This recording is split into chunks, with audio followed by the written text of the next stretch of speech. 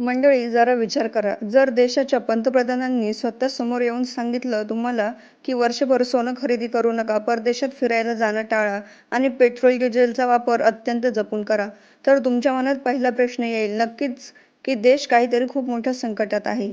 आणि लोकांची हीच भीती आता वाढली आहे, कारण देशाच्या अर्थमंत्री निर्मला सीतारामन यांनी अलीकडेच मुंबईतल्या एका कार्यक्रमामध्ये जाहीरपणे मान्य केलंय की देशापुढचं संकट खरंच खूप मोठं आहे. त्यांनी एका नव्या टर्मचा उल्लेख केलाय, ज्याची सध्या खूप चर्चा देशामध्ये सुरू आहे.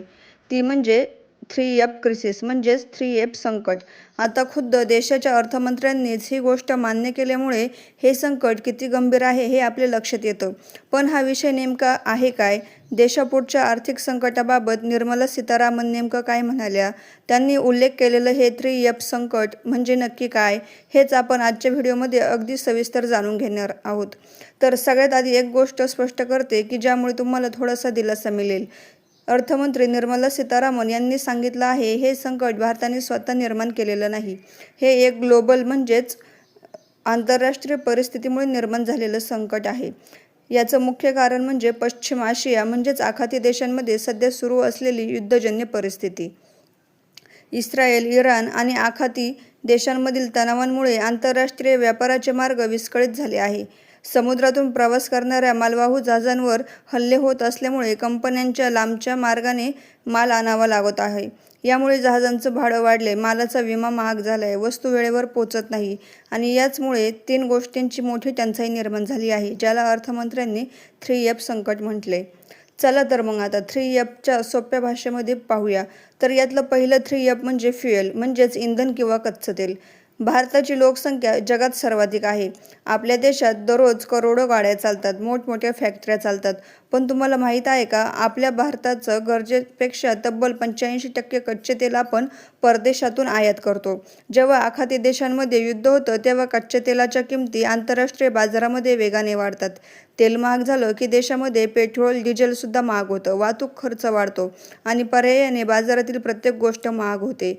आता यातलं दुसरं F म्हणजेच फर्टिलायझर, म्हणजे शेतीसाठी लागणारी रासायनिक खते.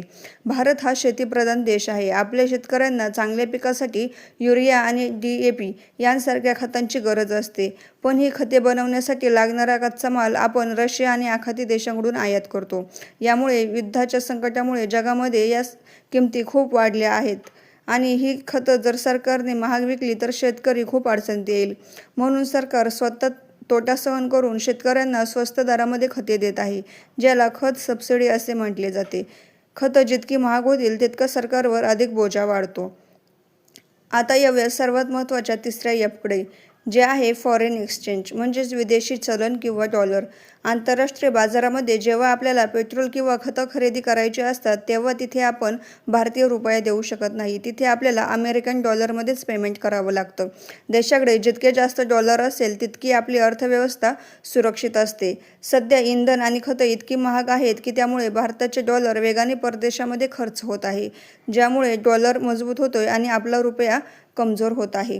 आता तुम्हाला तुमच्या प्रश्नांची उत्तरं मिळाली असेल की पंतप्रधान नरेंद्र मोदींनी सोनं खरेदी करायला आणि परदेशी प्रवास करायला का नकार दिला आहे. भारतामध्ये सोन्याची आयात खूप मोठ्या प्रमाणावर केली जाते. आपण सोनं खरेदी करतो. अशा वेळी जर आपण सर्वांनी सोनं खरेदी करणं थांबवलं आणि परदेशात फिरणं काही महिन्यांसाठी थांबवलं तर देशाचे कोट्यवधी डॉलर वाचतील.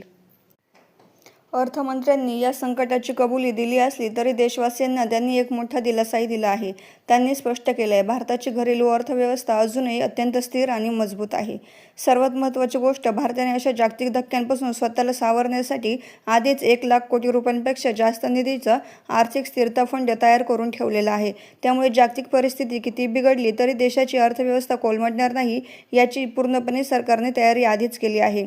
म्हणूनच अर्थमंत्र्यांनी आवाहन केले, देशात कोणीही भीती किंवा नकारात्मक वातावरण पसरू नये. व्हिडिओ आवडला असेल तर लाईक करा, शेअर करा आणि चॅनेलला सबस्क्राईब